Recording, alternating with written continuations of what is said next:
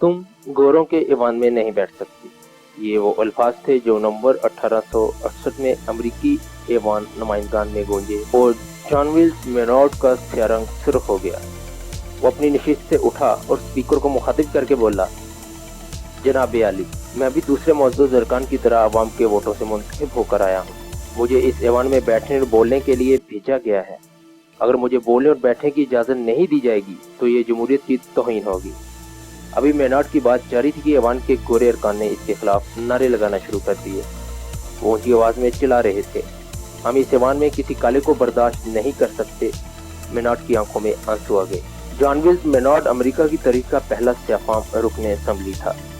America में 1860 तक स्याफाम बशिंदों को सिर्फ एक ही हक हासिल था और वो हक था गुलामी। इब्राहिम लिंकन ने 1860 में अमेरिका में गुलामी के खात्मे का ऐलान किया। इसके बाद अमेरिका के तमाम काले आज़ाद हो गए। जॉन विल्स मेनॉर्ड ने इस आज़ादी को हकीकत समझ लिया। वो इलेक्शन में खड़ा हुआ। 1868 में रुकने असम्बली मुंतखब होकर ऐवान नुमाइंदगान में दाखिल हो गया। वो ऐवान के दूसरे अरकान की तरह कुर्सी पर बैठने लगा तो एक गोरे रुकन ने इसके बैठने के हक को चैलेंज कर दिया।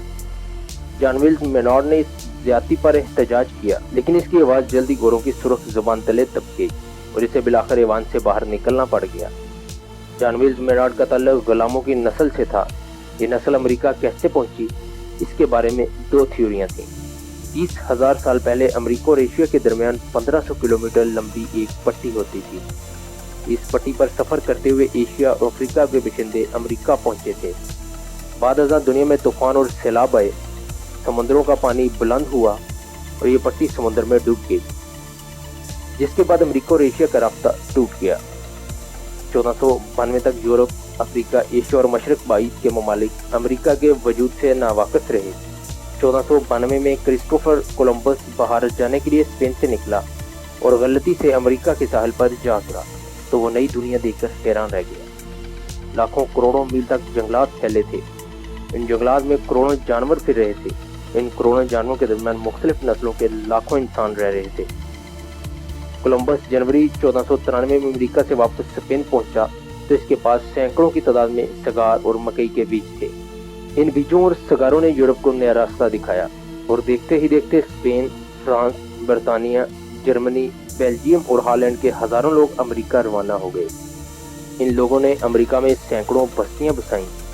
ये लोग जंगल काटने लगे, काने खोदने लगे, जानवरों का शिकार करने लगे और जानों की खालें और दांत उतारने लगे और ये सारा माल बादशाह यूरोप में एक्सपोर्ट होने लगा।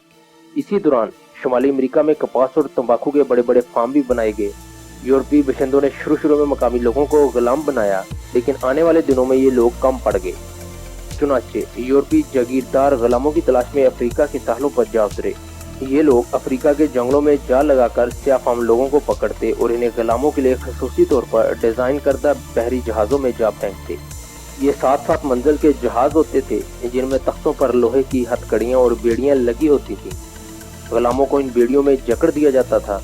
ये लोग 4 माह तक इसी जगह जकड़े रहते थे, यहीं पर पेशाब करते थे और यहीं पर इन्हें खाना दिया जाता था। अमेरिका पहुंचकर इनकी मंडियां लगती थीं और ये जानवरों की तरह बेच दिए जाते थे। नए मालिकान इन्हें जानवरों की तरह बाड़ों में रखते थे। ये लोग 18-18 घंटों कानों, खेतों और बाड़ों में काम करते थे। ये लोग 7 नस्लों तक इसी सूरत हाल का शिकार रहे। इनकी अक्सरियत मुसलमान थी, लेकिन गुलामी ने इन्हें ईसाई बना दिया। फिर इनकी ज़िंदगी में इब्राहिम लिंकन आया और इसने 1860 में इन्हें गुलामी से आज़ाद कर दिया। इब्राहिम लिंकन का ताल्लुक रिपब्लिक पार्टी से था। चुनाचे अमेरिका के स्याफाम 100 साल तक रिपब्लिक पार्टी को वोट देकर इब्राहिम लिंकन की मेहरबानी का कर्ज उतारते रहे। इब्राहिम लिंकन ने इन्हें आज़ादी तो दे दी, लेकिन इन्हें अमेरिका में इंसानी हकूक न मिल सके। इनके बच्चों को गोरों के स्कूलों में दाखिले नहीं मिलते थे। ये लोग गोरों की बसों और ट्रेनों में सफ़र नहीं कर सकते थे। बेकरियों, सिनेमाघरों और मार्केटों में गोरों और कालों की अलग अलग कतारें लगी थीं, हत्ता कि इन लोगों के चर्च तक अलग होते थे। ये लोग दुनिया की जदीदतरीन रियासत में करीम तरीन जिंदगी गुजार रहे थे, लेकिन फिर 1950 में इन्हें मार्टिन लूथर किंग की शक्ल में एक निजात दहिंदा मिल गया। मार्टिन लूथर स्याफाम पादरी था। एक दिन इसने एक सफ़ेद फाम शख्स को बाइबल पेश की, लेकिन इस शख्स ने इसके काले हाथों से बाइबल लेने से इनकार कर दिया। ये वो लम्हा था जब मार्टिन लूथर किंग ने इस निज़ाम को ललकारने का फैसला किया। इसने कालों को जमा किया और सियाह फामों के हकूक के लिए लॉन्ग मार्च शुरू कर दिए। मार्टिन लूथर किंग को अल्लाह ताला ने तकरीर के फन से नवाज रखा था। वो बोलता था तो इसके लफ्ज सुनने वालों के दिल की धड़कन बन जाते थे। मार्टिन लूथर ने अपनी तकरीरों से पूरे अमेरिका में आग लगा दी। इन्हीं दिनों John F candy democratic party का सदारती उम्मीदवार बना। कैंडी और लंदन बी जॉनसन ने मार्टिन लूथर किंग के मुतालबा को अपना सदारती नारा बना लिया।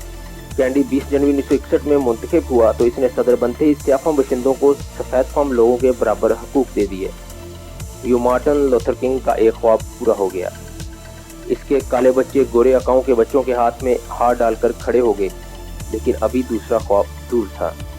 अमेरिका की सियाह फाम नस्ल को जिस जमाने में बराबरी के हकूक मिले थे, इसी दौर में कीनिया का एक गरीब मुसलमान तालिब इल्म अमेरिका पहुंचा।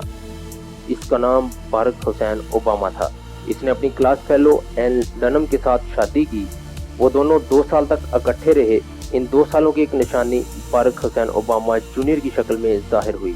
मियाँ बीवी के दरमियान तलाक हुई। बारक हुसैन ओबामा वापस कीनिया चला गया, लेकिन वो अपनी जद्दोजहद की एक निशानी अमेरिका में छोड़ गया। बारक हुसैन ओबामा जूनियर ने जिंदगी की सख्तियों को अपना हथियार बनाया। वो कोलंबिया और हार्वर्ड यूनिवर्सिटी से होता हुआ मुआशरे में उतरा। इसने सियासत शुरू की और इस ख्वाब की तबीर की शक्ल में निकल खड़ा हुआ जो इसके सियाह फाम आबाओ अजदाद ने देखा था। लेकिन ठीक 5 नवंबर 2008 को ये मौजज़ा हो गया। एक ऐसा सियाह फाम शख्स जिसके नाम में इस्लाम की निशानी मौजूद थी, वो दुनिया की सबसे बड़ी ताकत का सदर बन गया।